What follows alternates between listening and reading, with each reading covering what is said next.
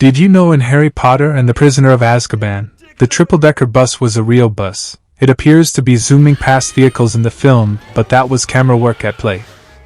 The bus in reality was moving at a normal speed, while the other vehicles were moving at a slower pace. The whole footage was then sped up. Did you know in Avengers Age of Ultron, Iron Man has to fight Hulk, using a series of safety protocols he has named Veronica? It's an incredibly sly reference to Archie comics, as the love of Bruce Banner's life was named Betty Ross. Age of Ultron director Joss Whedon thought it would be fun to add a Veronica into the mix because in Archie stories, one of Archie's perpetual female suitors is the sweet, kind Betty Cooper. Her rival is the mean, condescending Veronica Lodge, so for the movie version of the Hulk, the opposite of Betty is Veronica. Veronica, give me a hand.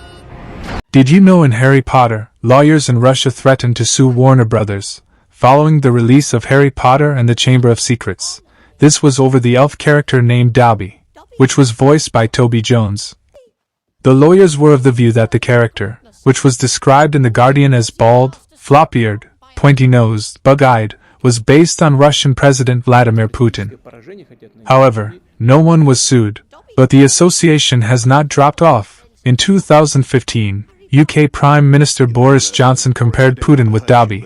Despite looking a bit like Dobby the house elf, he is a ruthless and manipulative tyrant, Johnson wrote in his Telegraph column at the time.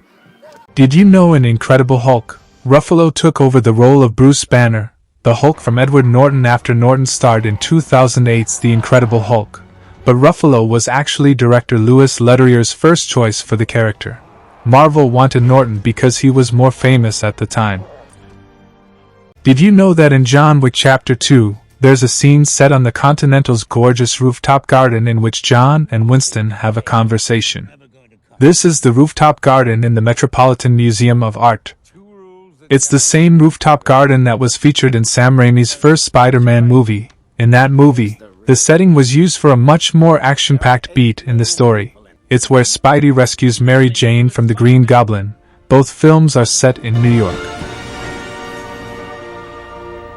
Did you know in Harry Potter and the Order of the Phoenix, Bellatrix Lestrange, one of the most famous characters in Potterverse, makes her first appearance in the Order of the Phoenix? The illustrious Helena Bonham Carter completely owned the role, but she was not the first choice for it.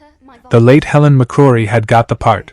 McCrory had to, however, drop out because she was pregnant. She later played Lestrange's sister Narcissa Malfoy in Harry Potter and the Half-Blood Prince. Did you know in Harry Potter, over 100 actors played important roles in the entire series, but only 14 appeared in all 8 films? These include the leads Daniel Radcliffe, Rupert Grint and Emma Watson. Others include Neville Longbottom, Draco Malfoy, Ginny Weasley, Hagrid, Severus Snape, Warwick Davis as Professor Flitwick and the voice of Grip Hook, Seamus Finnegan, Gregory Goyle, Lily Potter, and Fred and George Weasley, respectively. Did you know that for Game of Thrones, Pedro Pascal said his favorite moment was when Daenerys freed the Unsullied? He said, "I was jumping around by myself in my apartment. It was so badass. I called my friend and said, this show is next level." Dracarys.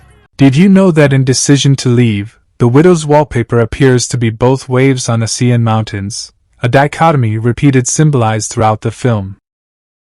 Did you know in Passengers, making her footprint in the young adult film genre, Jennifer Lawrence managed to avoid sex scenes in all of her previous roles? When she signed on for Passengers, though, tension was an all-time high, as not only was this her first sex scene, but it was also the first time she shared a kissing scene with a married actor. To help her get through it, Lawrence would apparently get tipsy on set before filming, as the alcohol put her at ease when things started to get hot and heavy.